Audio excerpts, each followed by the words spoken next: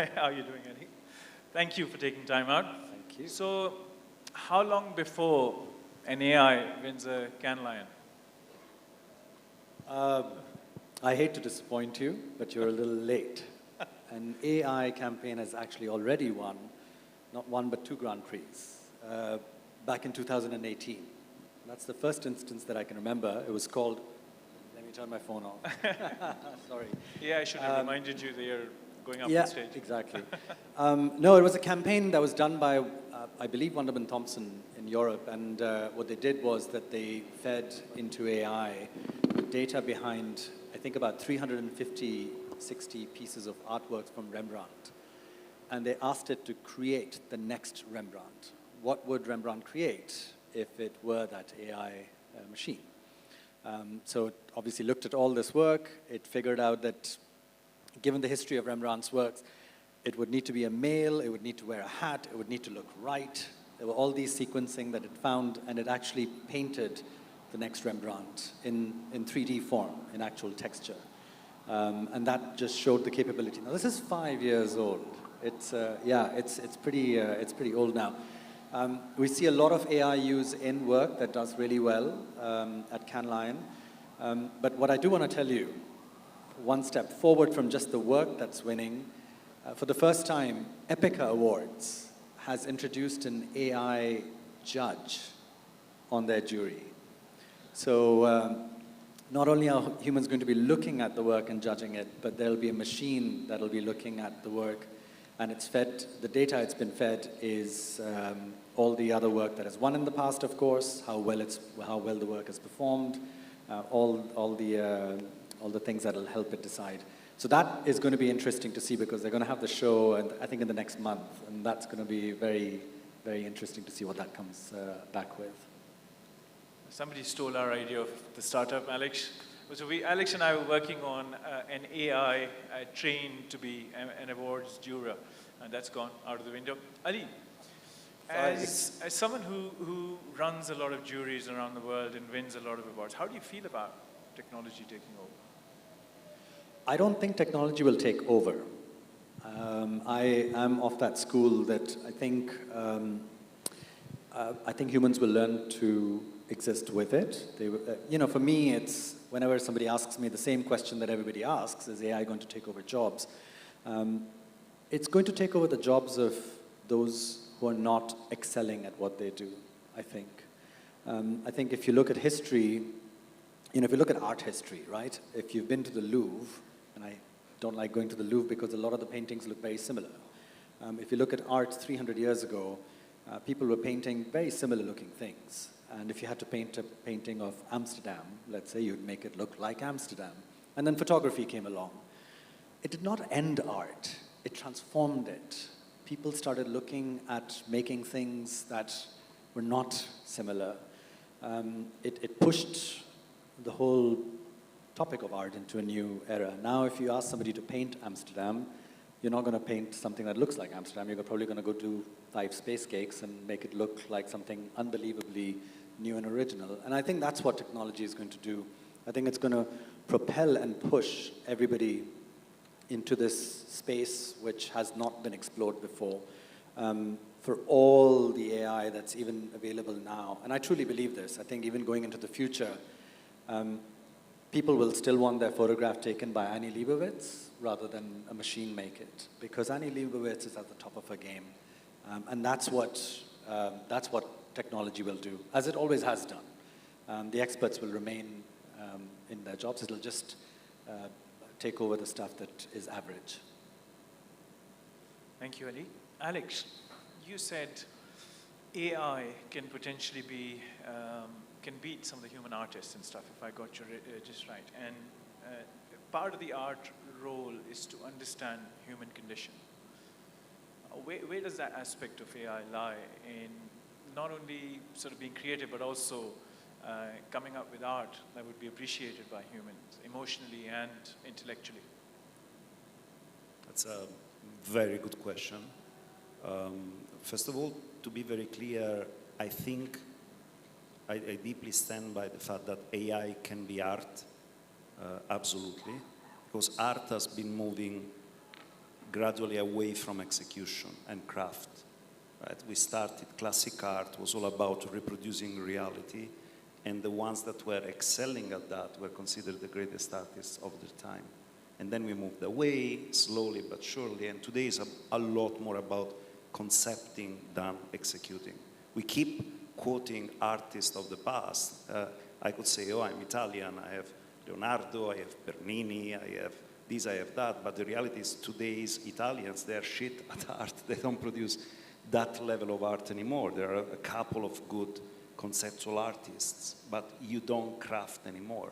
And AI is taking away another bit of craft, because an artist today can become skilled at expressing his own vision through many different techniques that before were not possible to be learned in one lifetime. And when it comes to empathy and emotion, to me the definition of art is something that at the end, if you remember what I said, elevates you. If I look at something, if it changed the chemistry of my body, if it gives me an emotion and elevates my energy to a higher level, that is art. For no other reason than beauty and elevation. So it doesn't matter where that comes from. It doesn't really matter. Is it art? Yes, it is. Is all AI art? Of course not. 99% of that is shit, but so is everything else.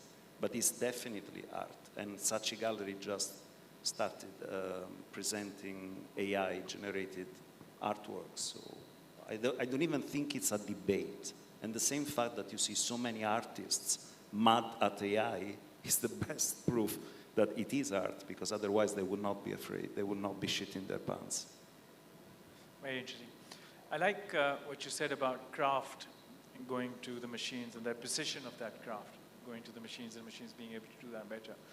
But don't you think, I mean, even particularly if you look at the generative AI, it's good at generating, but needs a prompt.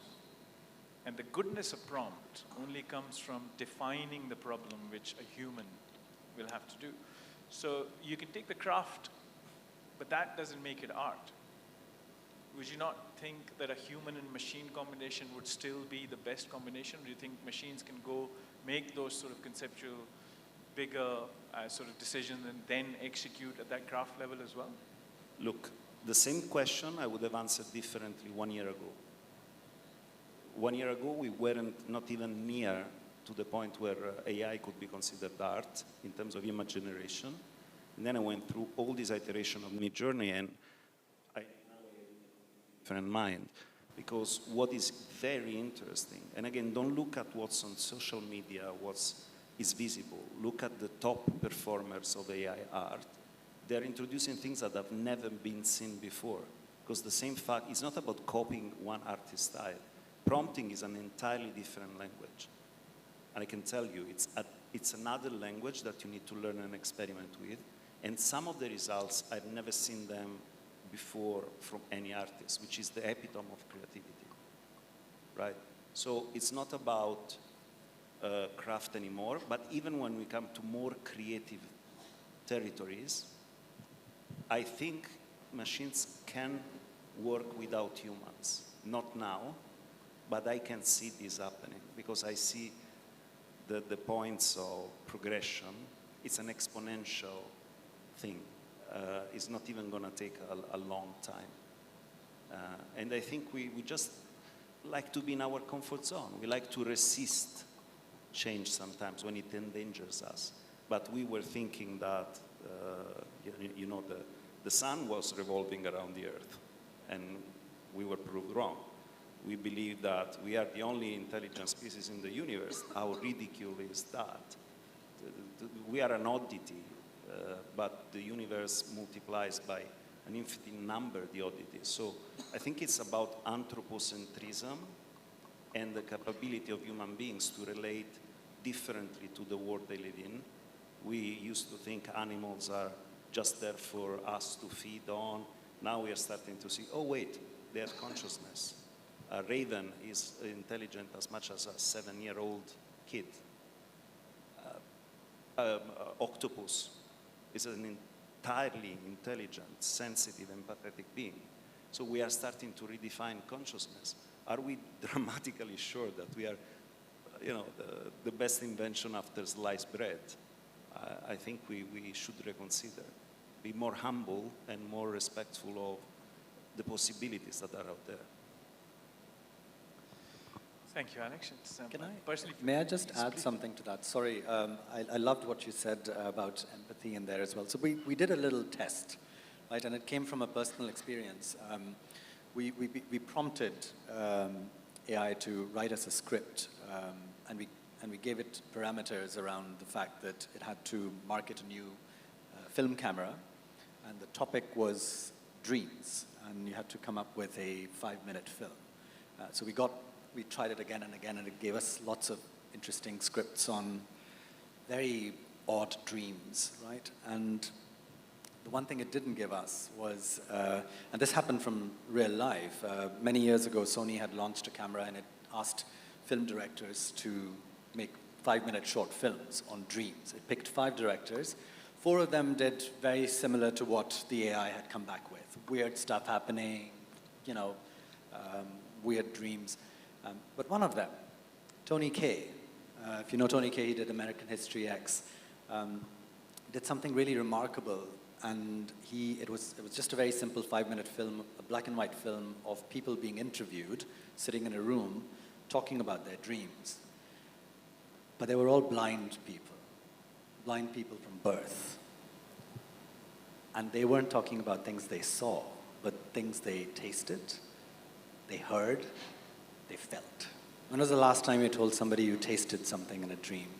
And it was transformative from that point that it took an artist to figure out that human connection of something that at this point in time, maybe in the future, a machine might get there, but I don't think that would have been possible. It wasn't when we tested it. It did not make that leap to think about there is a certain percentage of humans that cannot dream with sight. They dream in other senses. And it goes back to what you had about senses as well. And for me, that just spoke about that limitation of that little extra bit, that little extra emotive bit is where art happens. It's where humans step in and say, you know what? Here's something to look at it very differently. That to me is art. Phenomenal. I'm going to be the party. I know Alex is itching to say something. I'm going to be the party pooper again. It's from yesterday. I think it was MIT or Cambridge. I can't remember. Forgive me. Now there is an AI that can smell and understand what is smelling. How incredible is that, right? Just to come to a point. Taste is going to be the next one for sure. So keep in mind that acceleration, because it's going to surprise us in the next days, weeks, months, barely years. It's happening at a speed that is unprecedented.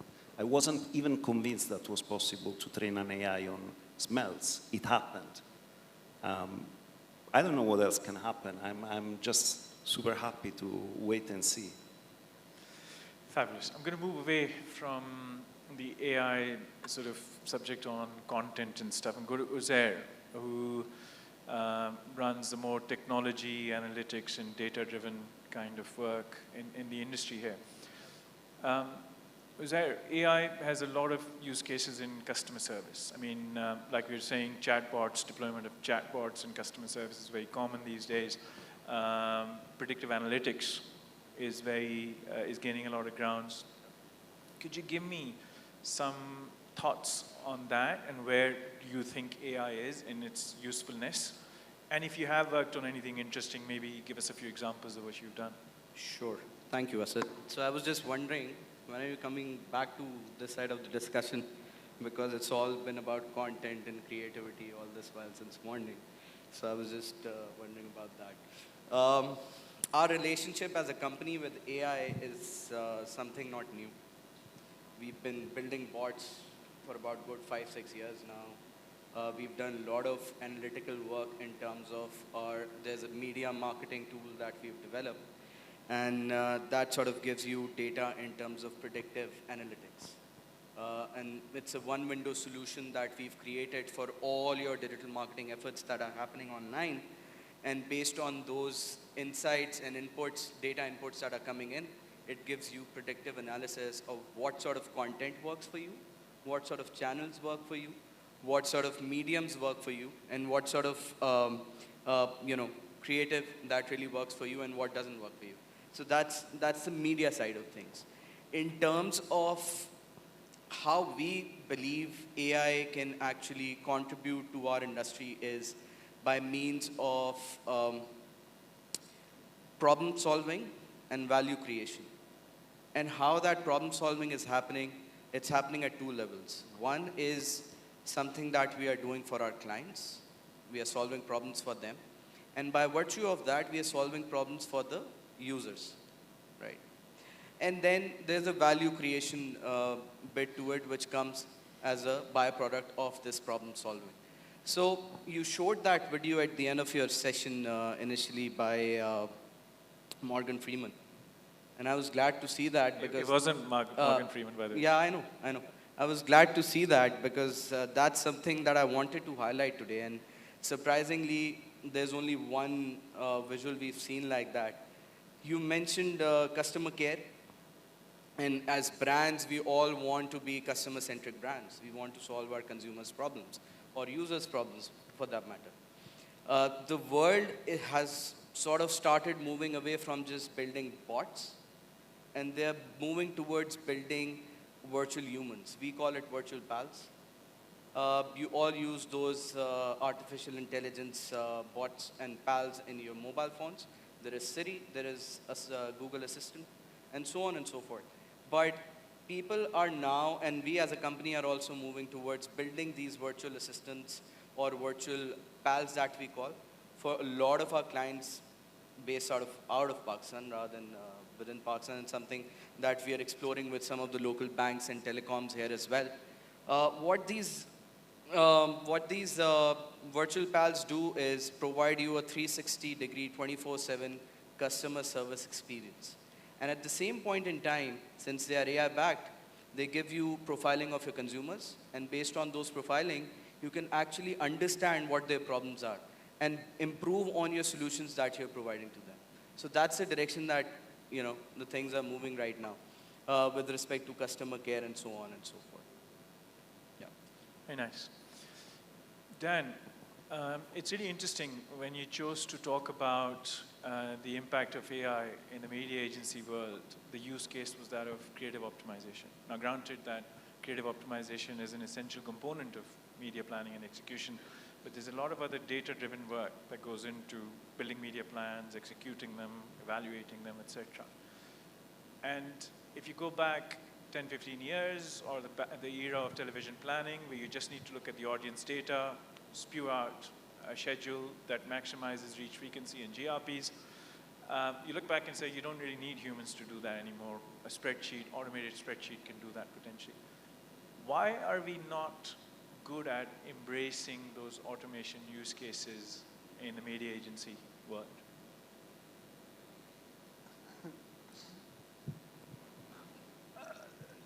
Are we not good?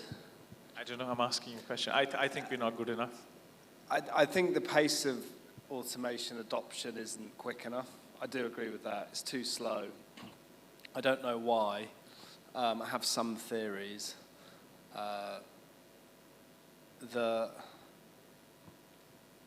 It takes two to tango a little bit. If you go back to base level definition of an agency, if you take it into chemical compounds, we're an agent. We sit between two things and we create a reaction. In media agency's case, that's a media supplier and a client. Quite often, and one of the reasons why we're not dead yet, despite some of the kind of forecast to the contrary, we're a bit like Test cricket, keep being told we're dying, but then we transform and we survive. So I think one of the secrets of our success is that we mold as businesses around our clients' businesses very effectively. We're transformational. We help them to transform. We will do the things not all agencies always want to do. So I think some of the automation piece, it takes two to drive it. We quite often find ourselves working with a variety of different clients in a variety of different ways. and fitting to their functions and not imposing our functions on them, because I don't think clients would like that if they'd come to us and say, look, we have a one-size-fits-all, take it or leave it, even if it demonstrated efficiencies. I think people don't buy that. But it is too slow, and we do need to speed it up. And things like this will, AI, if it does anything, it thrusts the capabilities and possibilities into the consciousness of people who maybe weren't as conscious before of the benefits that these things will offer to every organization. So I think it's definitely holding our feet to the fire a little bit. But I wouldn't see it as only limited to media agencies, but I do think we have further to go. I didn't mean to put you on the spot here, but I think, like, do you think clients would buy those automated black box decisions on media coming out? Do you think they'll trust those decisions? If it was, look, I'd look at it a different way. I think the big thing with any AI is, do we trust it with everything? And one of the big ethical dilemmas that will come is the amount of human input versus the amount of AI output. I think it's the thing that's delayed, not to go off on a tangent, it's what's delayed driverless cars. If you look at the example from a few years ago of the Air France crash, where the captain had gone back to have a sleep, and it was effectively AI kicked in, but no one had the experience to override it, and they did the wrong thing. Where does the responsibility sit? And so I think, so back to your question, I think clients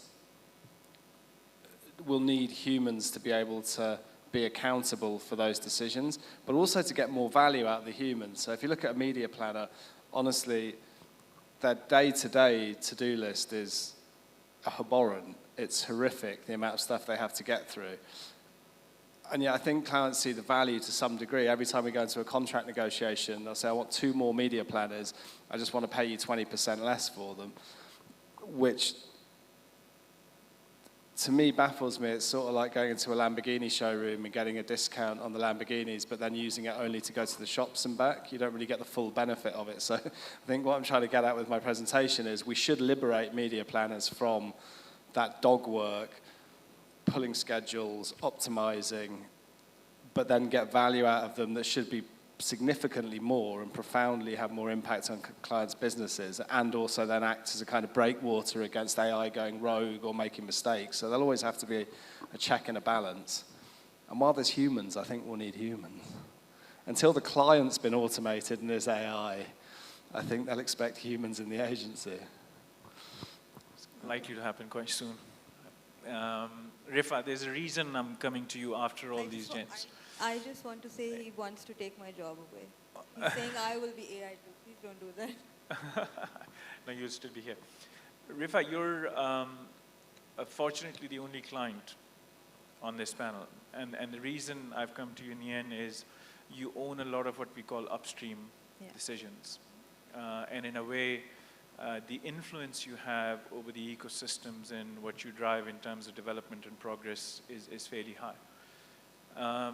You've also just launched a campaign on Monday, which I know is going to continue. You've got a few more executions coming up. My question to you is, if you've looked at the past an hour and a half to 2 hours of discussion, you've looked at the question answer so far, if you were to promise or commit to making a few changes or using a few tools with generative AI, and experimenting with at least in your next campaign, what would those be? What would you really like to see coming to life? I think I was just actually talking to my team about this, that maybe we can write a brief through an AI tool. Maybe give them the right prompts, and we can automate that rather than spend so much time on writing a brief. So there are certain things which can save time. But I would agree with Ali here, where he said that there's extra edge of creativity that humans bring in. As a person in marketing and as a person heading a department, I don't think that will go away, or AI can take that away. I think it's a collaborative effort between AI and humans, and I would also agree with Dan that we need to coexist. So little things that save time for us will definitely go into AI, and I would like to experiment with that. Honestly, before coming to this, I was a little on the edge on if we should be using AI or not, but I think we've been, like for example, when computers came in, everybody thought that, oh, they're going to take up all the human jobs and we're going to be left with nothing. Then when internet came up, you know, a lot of those similar conversations came up. And then again now, like, you know, there's another point in everybody's life, then another thing, AI has come in, and we are again thinking that they're going to take over. I don't think that is ever going to happen. I just think that humans will, they will learn to live with it, and that's the way forward. And it's another time-saving, less boring job sort of a thing, less laborious. Put in more work into creative sessions rather than boring writing brief sessions, for example. So I think that it would help us in that way a lot. Thank you. Very interesting. Okay, I know we're running short of time, but I'm going to, before I close the panel, I'm just going to ask, I'm going to start from the end of this panel and literally ask one question. If you were to, in 30 seconds, summarize the takeaway from your perspective, from your respective perspectives, what would you say? Dan, first you, please. My main takeaway from the whole thing has been what I'm calling Bernori's law, which is that of any given thing, 1% of it will be brilliant and the other 99% will be crap. So I think I'm going to take that with me. I think one takeaway, get involved, be curious, learn, use, try, experiment. The same with anything new. Don't be scared, but be scared. Yes, so one key takeaway would be that humans will eventually learn to coexist with AI. And to me, AI is not essentially going to replace humans completely, but it is going to eventually, humans with AI are going to replace humans without AI. So that is something we need to ponder upon as professionals also, be it our creative jobs, be it our development jobs, be it any sort of job that we are doing. We need to make AI a daily part of what we are doing, because that is only going to enable us to be better. It is only going to strengthen our skill set that we currently have. And that's what I feel should be. So I think AI is here to stay, and we learn to live with it. So.